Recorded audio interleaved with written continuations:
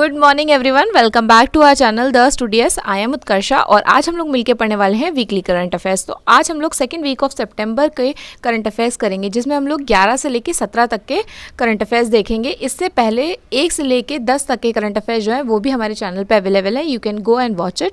और चलिए फिर स्टार्ट करते हैं। तो सबसे पहले हम लोग यहाँ पे डिस्कस करने वाले हैं डेज एंड थीम्स, क्योंकि ये बहुत इंपॉर्टेंट पार्ट है किसी भी वनडे एग्जाम के लिए। 1 मार्क्स का ज़रूर आता है हर शिफ्ट में, तो इसको ध्यान से देखिएगा, इनकी थीम्स भी ध्यान से देखिएगा। सबसे पहले 14 सितंबर को मनाया जाता है हिंदी दिवस। तो 14 सितंबर 1949 में पहली बार कॉन्स्टिट्यूशन ऑफ इंडिया ने अडॉप्ट कर लिया था हिंदी को एज एन ऑफिशियल लैंग्वेज। तो उस इसको कॉमेमोरेट करने के लिए हम लोग बनाते हैं हिंदी दिवस 14 सितंबर को। पहली बार हिंदी दिवस कब मनाया गया? तो ये बनाया गया था 1953 में। और वर्ल्ड हिंदी डे किस दिन मनाया जाता है? तो वो मनाया जाता है 10 जनवरी को। यहाँ पे मैंने ये सारी इन्फॉर्मेशन जो बोली है वो सब लिख रखी है, इसको यहाँ से ध्यान से पढ़ लीजिएगा। अब 15 सितंबर को मनाया जाता है इंटरनेशनल डे ऑफ डेमोक्रेसी। तो ये जो है ये यूएन ने ऑब्जर्व किया था 2008 में, और इस दिन का पर्पज़ क्या है? अपहोल्ड करने को लेके प्रिंसिपल ऑफ डेमोक्रेसी, यानी कि गणतंत्रता के प्रिंसिपल्स को ऊपर रखना और उसको माननीय करवाने के लिए यूएन ने 2008 में पहली बार मनाया था ये इंटरनेशनल डे ऑफ डेमोक्रेसी। 15 सितंबर को एक और दिन मनाया जाता है जो है इंजीनियर्स डे। वो इसलिए मनाया जाता है क्योंकि इस दिन बर्थ एनिवर्सरी होती है लेजेंडरी डैम बिल्डर है और सिविल इंजीनियर थे मोक्षगुंडम विश्वेश्वरैया जी का बर्थडे होता है इसलिए। तो क्वेश्चन में ये भी पूछा जा सकता है कि इंजीनियर्स डे जो है 15 सितंबर को है, बताइए किसकी बर्थ एनिवर्सरी पे? तो उनका नाम यहाँ पे मैंने लिख रखा है, इसको देख लीजिएगा, मोक्षगुंडम विश्वेश्वरैया। तो 1955 में इनको भारत रत्न भी मिला है, तो इसलिए ये बहुत ज़्यादा इंपॉर्टेंट है। और भारत रत्न कब से स्टार्ट हुए थे? तो 1954, यानी कि इनको सेकंड भारत रत्न मिला। 16 सितंबर को मनाया जाता है वर्ल्ड ओजोन डे, जिसकी थीम है Montreal protocol at 35 global cooperation protecting life on earth. तो मॉन्ट्रियल प्रोटोकॉल समिट जो हुई थी वो हुई थी 1987 में, जिसकी में सारी गवर्नमेंट्स मिली दूसरी कंट्रीज़ के, और उन्होंने ये सोचा कि ओजोन जो है वो डिप्लीट हो रही है, तो उसके लिए हमें कुछ करना चाहिए। तो उसको प्रोटेक्ट करने के लिए ये बनाया गया ओजोन डे, और वहीं से ये थीम भी आई है, इसको याद रखिएगा। 35 ईयर्स हो गए इसलिए इसकी मॉन्ट्रियल एट 35 है इसकी थीम। 17 सितंबर को मनाया जाता है वर्ल्ड पेशेंट सेफ्टी डे। इसकी थीम क्या है? Medication safety. ठीक है, इसको वर्ल्ड हेल्थ असेंबली ने 2019 में पहली बार रिकॉग्नाइज किया था। तो यहाँ से शुरू होते हैं हमारी न्यूज़। सबसे पहले है यूएस ने मार्क किया अपना 21th anniversary of 9/11 horrific incidents. तो इसमें क्या हुआ था? ट्विन टावर जो थे न्यूयॉर्क सिटी के, उनको हाईजैक करके एक प्लेन को और उसमें भिड़ा दिया गया था, क्रैश कर दिया गया था, जिसकी वजह से बहुत सारे लोगों की उसमें डेथ हुई थी। तो उसी के 21 ईयर हो गए, तो उसको मार्क करने के लिए यहाँ पे श्रद्धांजलि दी जा रही है। ये जो बाइडेन है, आप सब ने इनको पहचान ही लिया होगा। यहाँ पे हमारी सेकेंड न्यूज़ जो है वो है यूएस ओपन के बारे में। इसमें मेंस वाला किसने जीता है? तो ये है कार्लोस एक्ट्रेस, जो कि स्पेनिश प्लेयर हैं। इसके अलावा वुमेन वाला जो है वो जीता है ईगा ने। ठीक है, और मेंस डबल किन्होंने जीता है? आर राम ने और जे सेलिसबरी ने। तो कई बार आप लोगों को कन्फ्यूजन होता होगा ना, क्या है विंबलडन, क्या है यूएस ओपन, क्या कब होता है, कौन से ग्राउंड पे होता है, कुछ समझ नहीं आता। तो यहाँ पे मैंने देखिए एक साथ ही सारी इन्फॉर्मेशन लिख दी है, मैं आपको समझाती हूँ। यहाँ पे जो मैं बता रही हूँ वो उसी क्रोनोलॉजी में होगा। सबसे पहले होता है हमारा ऑस्ट्रेलियन ओपन। ऑस्ट्रेलियन ओपन जो है वो कहाँ पे होगा? मेलबर्न में, ऑस्ट्रेलिया में। ठीक है, ये किस पे होता है? ये हार्ड कोर्ट पे होता है। फिर फ्रेंच ओपन पेरिस, फ्रांस में। फिर ये किस पे होता है? क्ले कोर्ट पे। फिर विंबलडन, जो कि विंबलडन यानी कि लंदन में होता है, और ये कहाँ पे होता है? ग्रास कोर्ट में। और यूएस ओपन जो है न्यूयॉर्क में हुआ है अभी जो, वो हमेशा किस पे होता है? हार्ड कोर्ट में। तो इन सबको अच्छे से याद रखिएगा, कई बार यही पूछ लिया जाता है ऑस्ट्रेलियन ओपन कौन से कोर्ट पे है। तो ये तो फिक्स चीज़ें हैं ना, ये तो आपको याद ही रहनी चाहिए। तो यहाँ से आप देख लीजिए एक बार, अगर आपको कुछ भी कन्फ्यूजन होता है तो आप बताइएगा, मैं इस पर एक अलग से टेनिस ग्रैंड स्लैम की सिर्फ वीडियो बना दूँगी। यहाँ पे बहुत इंपॉर्टेंट न्यूज़ जो कि पूछी जा सकती है, जो है बीबी लाल जी के बारे में। बीबी लाल जी जो है वो पास अवे हो गए हैं। वो कौन सी फील्ड से बिलोंग करते थे? तो ये एक आर्कियोलॉजिस्ट थे। इन्होंने आर्कियोलॉजिकल सर्वे ऑफ इंडिया में भी सर्व किया है 1968 से लेकर 1972 तक। और ये वही पर्सन है जिन्होंने अयोध्या की साइट पे पिलर्स की खोज करी थी, है ना। तो इसीलिए बहुत ज़्यादा इंपॉर्टेंट है। और इसके अलावा इनको पद्म भूषण 2000 में मिला हुआ है, और पद्म विभूषण भी इनको मिला है 2021 में। तो अपने आप में इंपॉर्टेंट हो जाते हैं, क्योंकि लास्ट ईयर ही पद्म विभूषण मिला है। तो अब यहाँ पे देखिए 2 और मेजर ओबिचुरीज हुई थी, इनके बारे में मैंने यहाँ पे लिख दिया। एक है वेटरन एक्टर और फॉर्मर यूनियन मिनिस्टर, यानी कि पॉलिटिशियन और एक्टर थे। कौन? कृष्णम राजू। तो इनके बारे में पूछा जाए कौन सी फील्ड से बिलोंग करते, तो एक्टर और ये पॉलिटिशियन। इसके बाद हमारे चीफ जस्टिस ऑफ इंडिया, जो कि अभी भी पास अवे हो गए, यानी कि former chief justice of India. कौन है? KN सिंह। अब इनके बारे में जो है वो अगली स्लाइड पर अच्छे से पढ़ते हैं। अब ये भी एक इंपॉर्टेंट ऑबिचरी है बीबी लाल जी की तरह, तो इसके बारे में थोड़ा सा डिटेल में पढ़ना पड़ेगा। हमारे former chief justice of India रहे हैं, लेकिन ये सबसे छोटे टाइम के लिए चीफ जस्टिस ऑफ इंडिया रहे हैं। तो इनका नाम क्या था? कमल नारायण सिंह। अब कितने छोटा, तो इनका जो टेन्योर था वो सिर्फ 17 डेज़ का था। तो इन्होंने जो है वो देखिए नवंबर 25, 1991 से लेकर दिसंबर 1991 तक, यानी 12 दिसंबर 1991 तक ही सिर्फ सर्व किया था। लेकिन ये बहुत इंपॉर्टेंट है क्योंकि ये 13 लॉ कमीशन में भी एज अ चेयरमैन वहाँ पे थे। अब इसमें ना क्वेश्चन काफ़ी तरीके से पूछा जा सकता है, जैसे कि कमल नारायण सिंह बोल दिया जाएगा और बोला जाएगा कौन सी फील्ड से हैं। इसके अलावा बोला जा सकता है कौन है हमारे शॉर्टेस्ट टेन्योर तक के CGI, तो 17 डेज़ रहे, या कितने दिन का इनका टेन्योर था। तो ये सब कुछ भी पूछा जा सकता है, इसलिए इसको मैंने यहाँ पे लिख दिया। बट इससे बाहर नहीं पूछा जाएगा, जितने भी फैक्ट्स हैं वो मैंने यहाँ पे लिख दिए उनके। तो नेक्स्ट न्यूज़ जो है वो हमारी है सेतु प्रोग्राम के बारे में, जिसको US में लॉन्च किया गया है पीयूष गोयल जी के द्वारा। तो पीयूष गोयल जी ने ये जो सेतु प्रोग्राम है ना, इसको लॉन्च किया है US में, क्योंकि ये कनेक्ट करेगा एंटरप्रेन्योर्स को, यहाँ के इंडिया के एंटरप्रेन्योर्स को, वहाँ से फाइनेंशियल हेल्थ या टेक्निकल हेल्थ। अब इसमें से क्वेश्चन कैसे आएंगे? तो यहाँ पे क्वेश्चन आ सकता है सेतु की फुल फॉर्म क्या है? तो देखिए, supporting entrepreneurs in transformation and upskilling. तो ये है इसकी फुल फॉर्म, मैंने यहाँ पे लिख रखी है। इसको एक बार जब आपको PDF मिलेगी, और हाँ PDF कहाँ से मिलेगी? तो PDF जो है वो आपको स्टूडियोज़ के टेलीग्राम चैनल पे मिल जाएगी, और वो जो टेलीग्राम का लिंक है वो नीचे डिस्क्रिप्शन बॉक्स में, वहाँ से खोल के और वहाँ से ले लीजिएगा अगर आपको इसको अच्छे से पढ़ना है। वैसे आप इसको यहाँ पे रोक के भी पढ़ सकते हैं, स्क्रीनशॉट्स लेके पढ़ सकते हैं। पीयूष गोयल जी वो उनके पास कौन सी मिनिस्ट्री है? तो इनके पास मिनिस्ट्री है commerce industry, consumer affair, food and public distribution and textile, यानी कि इनके पास 2 मिनिस्ट्रीज हैं। नेक्स्ट न्यूज़ है all India institute of Ayurveda ने लॉन्च किया है 6 वीक का प्रोग्राम। किस दिन के उपलक्ष्य में? तो ये करा गया आयुर्वेदा डे के। तो आयुर्वेदा डे जो है वो 23 अक्टूबर को मनाया जाता है, ठीक है। तो इसकी थीम इस बार क्या है? हर दिन हर घर आयुर्वेदा, ये इसकी थीम है। इसको अच्छे से देख लीजिएगा, समझ लीजिएगा। और बाकी इसमें और कुछ नहीं पूछा जाएगा, कितने दिन का प्रोग्राम है ये पूछा जा सकता है, कौन से दिन होता है आयुर्वेदा डे, तो ये मैंने बता दिया 23। और इसके अलावा इसकी थीम पूछी जाएगी, इससे ज़्यादा कुछ नहीं। बाकी 23 अक्टूबर को कुछ होगा तो मैं आपको वहाँ पे बताऊँगी। ओके, नेक्स्ट क्या है कि फर्स्ट एवर सिनेमैटिक पॉलिसी 2022-27 के लिए लॉन्च करी गई है कौन से CM के द्वारा? तो ये करी गई है भूपेंद्र पटेल जी के द्वारा, जो कि गुजरात के चीफ मिनिस्टर हैं। तो इस क्वेश्चन को ध्यान से पढ़िएगा, क्योंकि सिनेमैटिक से रिलेटेड अगर आपको कुछ भी लगता है ना सिनेमा से रिलेटेड, तो वो या तो मुंबई होता है और अब बहुत ज़्यादा आने लगा है नोएडा, लेकिन यहाँ पे कौन है? गुजरात। तो गुजरात में क्यों करा गया है लॉन्च? तो ये इसलिए करा गया है कि आप मूवीज़ आके बनाइए गुजरात में, वहाँ का जो टूरिज़्म है उसको दिखाइए। जैसे कि कच्छ है, वाइट डेजर्ट, तो वो उस पार्ट को ज़्यादा इन्हेंस करिए, दिखाइए, एम्प्लॉयमेंट दीजिए, उस रिलेटेड खाली है और कुछ ज़्यादा नहीं है। तो इसके अंदर देखिए यहाँ पे कुछ जो एक्टर्स थे, जैसे कि अजय देवगन वगैरह को बुलाया गया था, और यहाँ पे और प्रोड्यूसर्स और डायरेक्टर्स को बुलाया गया था। इसी से रिलेटेड और कुछ नहीं है, यहाँ पे सब कुछ मैंने लिख रखा है और पढ़ लीजिएगा। अब यहाँ पे देखिए बहुत ज़्यादा इंपॉर्टेंट और बहुत ज़्यादा इंटरेस्टिंग न्यूज़ भी है कि नेशनल मैरीटाइम हेरिटेज कॉम्प्लेक्स बन रहा है। तो ये कौन से स्टेट में बन रहा है? ये बन रहा है लोथल, गुजरात में। आप सबको हिस्ट्री याद आ गई होगी ना, नहीं याद आई है तो मैं बता देती हूँ। हरप्पन सिटी का नेशनल डॉग जहाँ पे मिला था वो क्या है? लोथल। सील्स मिली हैं और कॉइन्स मिले, तो इससे ये पता चलता है कि यहाँ पे पहले ट्रेड होता होगा दूसरी कंट्रीज से। अब यहाँ पे नेचुरल डॉग क्या होता है? तो देखिए, अगर जैसे मान लीजिए ये क्या है? ये पानी है। यहाँ पे अगर आपकी शिप आई और शिप ने ऐसा करके लैंड कर लिया, मतलब यहाँ से सामान उतारना आपका आसान हो गया ना। तो अगर ऐसा कुछ होता है तो वो ये जो बनता है, ये वाला एंगल जो बनता है, इसको कहते हैं नेचुरल डॉकयार्ड। तो यहाँ पे सोचिए कि तब के टाइम पे ये नेचुरल डॉकयार्ड था, मतलब वहाँ तब भी वहाँ पे ट्रेड करने के लिए इतना अच्छा रूट था कि वहाँ पे आके आराम से शिप से चीज़ें उतर सकती थी।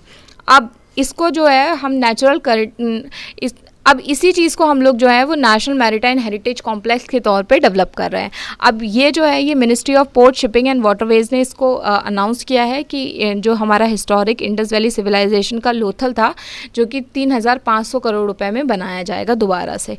और ये पहला कॉम्प्लेक्स होगा मतलब इस तरीके का हेरिटेज कॉम्प्लेक्स होगा हमारे इंडिया में, जो हमारी रिच डाइवर्सिटी को शो करेगा इंडिया की, है ना। यही लिखा हुआ है मैंने। और जो लोथल है उसके बारे में मैंने और थोड़ा कुछ लिख रखा है, यहाँ पे पढ़ लीजिएगा। जो मैंने बताया लगभग वही लिखा है। हाँ, लोथल को किसने फाइंड किया था? तो इनको जो है वो किसने पता किया था? SR राव ने 1955 में। ये पूछा जा सकता है कि लोथल, क्योंकि अब लोथल न्यूज़ में आ गया ना, ये पूछा जा सकता है कि SR राव मतलब किन्होंने इसकी खोज की थी? तो इन्होंने की थी SR राव ने 1955 में। ओके, हमारा नेक्स्ट क्या है? Who is all set to become the next attorney general for India, नहीं होगा, ऑफ इंडिया होगा। हमारे next attorney general of India कौन बन रहे हैं? तो ये बन रहे हैं मुकुल रोहतांगी। और इनसे पहले कौन थे? तो इनसे पहले थे के वेणुगोपाल जी। इनका जो रिटायरमेंट हो रहा है इसीलिए अब बनाए जा रहे हैं नेक्स्ट।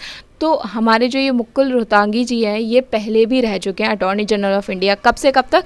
तो इनका टाइम पीरियड था जून 2014 से लेके जून 2017, यानी कि इन्होंने मोदी गवर्नमेंट के अंदर ही पहले भी अटॉर्नी जनरल का काम सर्व कर रखा है। ठीक है, अब जो ये के वेणुगोपाल जी हैं ये कितने ईयर्स के? 92 ईयर्स के हैं। ठीक है, तो अब इनको जो है लास्ट एक्सटेंशन दिया गया था 30 सितंबर तक, उसके बाद ये रिटायर हो जाएंगे, इसके बाद ये आ जाएंगे। ठीक है, चलिए आप मेरे क्वेश्चन का आंसर करिए कि अटॉर्नी जनरल ऑफ इंडिया का आर्टिकल क्या है और इनका टेन्योर कितना होता है, कब तक ये रह सकते हैं अपनी पोस्ट पे? तो इनका जो आर्टिकल होता है वो तो होता है 76, लेकिन इनका जो मैक्सिमम एज होती है वो कुछ भी नहीं होती है, इनका टेन्योर कुछ भी नहीं होता है। ये सिर्फ और सिर्फ प्रेसिडेंट ऑफ इंडिया पे डिपेंड करता है, वो जब तक रखना चाहते हैं तब तक रख सकते हैं। तो जैसा आप सभी को पता है कि प्रेसिडेंट जो है वो 12 लोगों को राज्यसभा में नॉमिनेट करती है, उसमें से एक जो है द्रौपदी मुर्मू ने अभी अभी नॉमिनेट जो किया है वो है गुलाम अली जी। ये कौन सी कम्युनिटी से बिलोंग करते हैं? तो ये करते हैं गुजर मुस्लिम से। तो ये पहले ऐसे इंसान हैं इस कम्युनिटी से आने वाले जिनको राज्यसभा में नॉमिनेशन मिला है, बस, और ज़्यादा कुछ इंपॉर्टेंट नहीं है। ओके, नेक्स्ट यहाँ पे क्या है? ये मैरिटाइम एक्सरसाइज के बारे में। तो 2 या 3 कंट्रीज़ मिलके आपस में एक्सरसाइजेस करती हैं, है ना, जिससे वो अपना बता सके कि क्या टेक्निक वो लोग यूज़ करते हैं, फिर दूसरी कंट्री बताएगी नहीं हमारी ये टेक्निक है, आप ये टेक्निक को ज़्यादा अच्छे से यूज़ कर सकते हो, तो इसलिए होता है। और ये हम लोग फ्रेंडली नेशंस के साथ ही करते हैं। तो यहाँ पर देखिए क्या है, जिमेक्स 2022 मैरिटाइम एक्सरसाइज जो है वो इंडिया और कौन सी कंट्रीज़ में हो। तो जैसे अगर आपको ये नाम पढ़ने आ जाएंगे ना तो बहुत ईजी हो जाएगा, फिर आपको याद करने की ज़रूरत नहीं है। देखिए यहाँ पे क्या है, जापान, इंडिया मैरिटाइम एक्सरसाइज। ठीक है, जिमेक्स हो गया वहाँ से। तो ये किसके साथ करी होगी? जापान के साथ। जापान है इसमें, और ये कहाँ पे हो रही है ये पता होना चाहिए। तो ये विशाखापट्टनम के बे ऑफ बंगाल के पास में हो रही है, बस, और कुछ नहीं। यही पूछा जा सकता है कि ये जिमेक्स जो एक्सरसाइज है किन के बीच में हो रही है और कहाँ पे हो रही है, दैट्स इट। नेक्स्ट क्या है कि world largest museum of Harappa culture is going to be set up at which place? तो ये बन रहा है राखीगढ़ी हरियाणा में। अभी जो मैंने आपको बताया था लोथल वाला, तो वो क्या था? वो मैरिटाइम वाला था, यानी कि जो डॉकयार्ड पहले बना था वही डॉकयार्ड अब बनेगा, लेकिन उसको मॉडर्न तरीके से, मतलब अब बनेगा, पहले वो नेचुरल डॉकयार्ड था। अब यहाँ पे क्या है, यहाँ पे एक साइट है हड़प्पन कल्चर की, क्या नाम है उसका? राखीगढ़ी हरियाणा में है। तो उसको जो है म्यूजियम के तौर पे बनाया जा रहा है, यानी कि उसके अंदर से जो भी चीज़ें निकली है ना खुदाई में, उन सब चीज़ों को वहाँ पे म्यूजियम के तौर पे रखा जाएगा। वहाँ पे आप जाइए, देखिए, इस तरीके वाला होगा। अब यहाँ पे क्वेश्चन क्या उठता है? यहाँ पे क्वेश्चन उठता है कि राखीगढ़ी में ही क्यों, लोथल में क्यों नहीं, या कहीं और क्यों नहीं? जो भी हड़प्पा की साइट्स है वो इसलिए क्योंकि राखीगढ़ी जो है ना वो इंडिया की, इंडिपेंडेंट इंडिया की एग्जीक्यूशन करने में पहली साइट है। इसका मतलब इससे पहले जितनी भी साइटों की खोज हुई थी ना हड़प्पन या इंडस वैली सिविलाइजेशन के अंदर, वो ज़्यादातर ही उन सबको इनिशिएट जो है वो करवाया था किन्होंने? ब्रिटिशर्स ने। तो यहाँ पर जो है ये खाली इंडिया ने अपने मतलब इंडिपेंडेंटली सारा काम किया है, तो इसीलिए यहाँ पर राखीगढ़ी में बन रही है। अब इस साइट को किसने खोजा था? इनका नाम आ सकता है श्री अमरेंद्र नाथ जी के अंदर करा गया था, जो कि आर्कियोलॉजिकल सर्वे ऑफ इंडिया में तब थे। इसके अलावा ये भी पूछा जा सकता है कि राखीगढ़ी जो है वो कौन सी रिवर के साइड में थे, क्योंकि ये तो आप सभी को पता है कि इंडस वैली सिविलाइजेशन जो पहले का कल्चर था वो सारा का सारा रिवर के साइड में है। तो कौन सी रिवर के साइड में था? तो ये राखीगढ़ी जो है वो गज्जर रिवर के पास में, ये पूछा जा सकता है। अब यहाँ पे जो मैंने लिख रखा है ना, ये सारा चीज़ें वो लिख रखी हैं जो इस साइट से मिली थी। इस साइट से मतलब राखीगढ़ी से जो भी चीज़ें मिली है, क्योंकि राखीगढ़ी इंपॉर्टेंट है तो पूछा जा सकता है राखीगढ़ी में क्या क्या और निकला था। तो वो सब मैंने यहाँ पे लिख रखा है, मैं एक एक बताऊँगी, टाइम वेस्ट होगा, इससे अच्छा आप यहाँ पे पढ़ लीजिएगा। देखिए क्या है, which city is going to become the country's first smart city with smart address? तो ये बन रही है इंदौर। और ये क्या है स्मार्ट एड्रेस, ये मैं आपको शॉर्ट में समझाती हूँ। तो यहाँ पे देखिए जो एड्रेस होगा ना उसको एक एक कोड मिल जाएंगे। कोड कैसे? जैसे यहाँ पे एग्जाम्पल में दे रखा है कुमार 100 या सिंह 221, इस तरीके के कोड दे दिए जाएंगे। इस कोड को जैसे ही डालोगे ना आप उनके पोर्टल पे, तो क्या होगा, सीधे सीधे पूरा एड्रेस लिख के आ जाएगा कि कहाँ से क्या जाना है, मतलब मैप बन जाएगा, आपको सीधे सीधे वहाँ पे पहुँचा दिया जाएगा। तो इससे क्या होगा, आपको एड्रेस को रिपीट करने की ज़रूरत नहीं पड़ेगी बार बार। बस इसी से रिलेटेड ये है स्मार्ट एड्रेस। अब यहाँ पे इंदौर के साथ साथ एक और मेमोरेंडम ऑफ अंडरस्टैंडिंग इन्होंने मतलब किसी फर्म के साथ मिलकर करा है। तो कौन सी फर्म है? तो इसका नाम है पाटा नेविगेशन। तो पाटा नेविगेशन और इंदौर की जो भी म्यूनसिपल कॉरपोरेशन होगी उन्होंने मिलके ये स्टार्ट किया है स्मार्ट एड्रेस वाला। अब यहाँ पे देखिए हमारा क्या है कि कौन से ऐसे क्रिकेटर हैं जिन्होंने अनाउंस करा अपना रिटायरमेंट। तो ये है रॉबिन उथप्पा, यहाँ पे फोटो है, आप सबने इनको ज़रूर पहचान लिया होगा।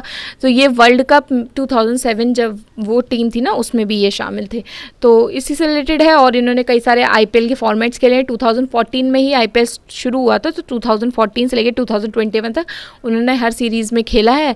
तो कई सारी टीमों की तरफ से खेल रहा है, जैसे कि कोलकाता नाइट राइडर्स है, Rajasthan royal, Chennai super king है। तो यहाँ पे उसी वही चीज़ें लिख रखी है इनकी सारी लाइफ जर्नी से रिलेटेड हाईलाइट पॉइंट्स यहाँ पे पढ़ लीजिएगा।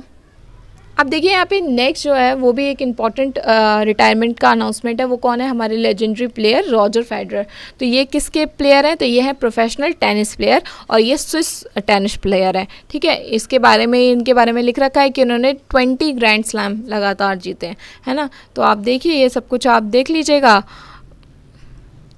अब ये है बहुत ज़्यादा इम्पॉर्टेंट और बहुत ज़्यादा हिस्टोरिक और गर्व करने वाली चीज़ क्या है कि इंडिया का पहला लिथियम सेल मैन्युफैक्चरिंग प्लांट आने वाला है। कहाँ पे आने वाला है? तो ये आने वाला है आंध्र प्रदेश में। ये लिथियम सेल्स होते क्या हैं? लिथियम सेल जो होते हैं वो हर जगह यूज़ होते हैं एज अ बैटरी। कहाँ पे? जैसे मोबाइल फ़ोन हो गए, हेडफोन्स हो गए, वॉचेज़ हो गई। और लोगों को क्या लगता है हम लोग कितने % लिथियम सेल्स या लिथियम बैटरीज जो हमारे फ़ोन्स में, हेडफोन्स में यूज़ होती है, कितना % हम लोग खुद मैन्युफैक्चर करते होंगे? जितना भी आपने परसेंटेज बताया सब गलत है, क्योंकि हम लोग 0% करते हैं, है ना। तो हम लोगों को सारा का सारा इंपोर्ट करना पड़ता है। इसीलिए हमारे फ़ोन्स और चीज़ें जो होती हैं वो अपने आप में महंगी हो जाती हैं। और ये सब हम लोग कहाँ से लेते थे? तो जितने भी लिथियम सेल जो है वो यहाँ पे वर्ड सेल का यूज़ हुआ है, बट इसका मतलब बैटरी आप समझ लीजिए। ठीक है, तो वो कहाँ से लेनी पड़ती थी? देखिए चाइना से, साउथ कोरिया से, वियतनाम से, हांगकॉन्ग से, यानी कि हम लोग कुछ भी प्रोड्यूस नहीं करते थे। अब जो है वो यहाँ पे खुद का प्लांट खुलेगा। कहाँ पे खुलेगा? तिरुपति, आंध्र प्रदेश में।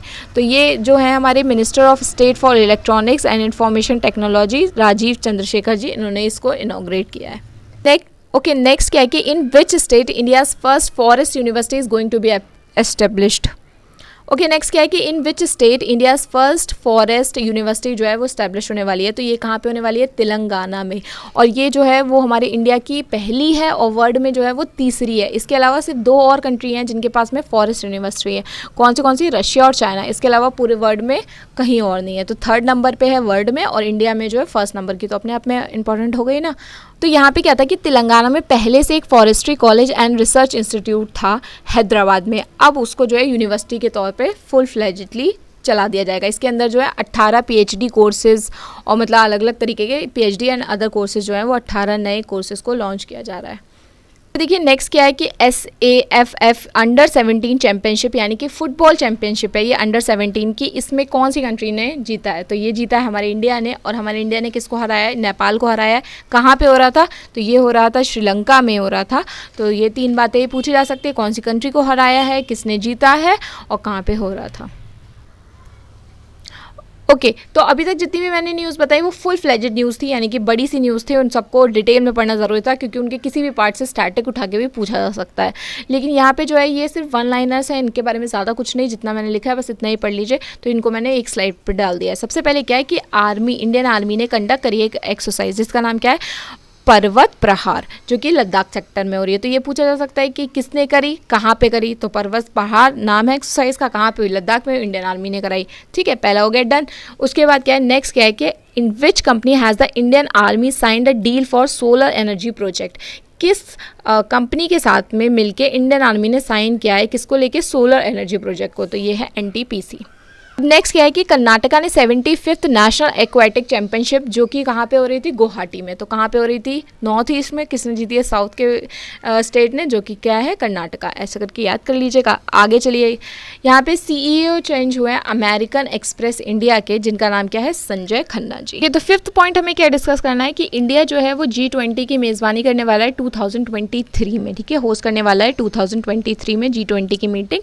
इंडिया G20 का मेंबर है। इसके बाद में देखिए है कि अरुणाचल प्रदेश का जो गेटवे है, यानी कि क्या नाम है उसका? पहले था गिबितू मिलिट्री गैरिसन, जो कि अरुणाचल प्रदेश का है। इसको रीनेम करा जा रहा है किनके नाम पे? जनरल विपिन रावत। ये कौन थे? हमारे पहले CDS थे, उनके नाम पे इसका नाम चेंज करा जा रहा है। तो अब नेक्स्ट क्या है, which city is the host of all India official language conference, जो कि 2022 में हो रही है। कौन है इसका होस्ट? सूरत। सीधे सीधे याद रखना, कुछ एक्स्ट्रा याद नहीं रखना। आगे चलना है।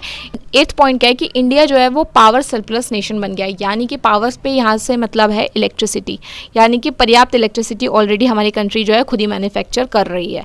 तो यहाँ पे देखिए, यहाँ पे डाटा बता रखा है कि पहले रूरल एरिया में 22 आवर्स, पहले नहीं अभी का बता रखा है कि 23.5 आवर्स अर्बन एरिया में, इतनी इलेक्ट्रिसिटी जो है वो पैदा करता है हमारा नेशन।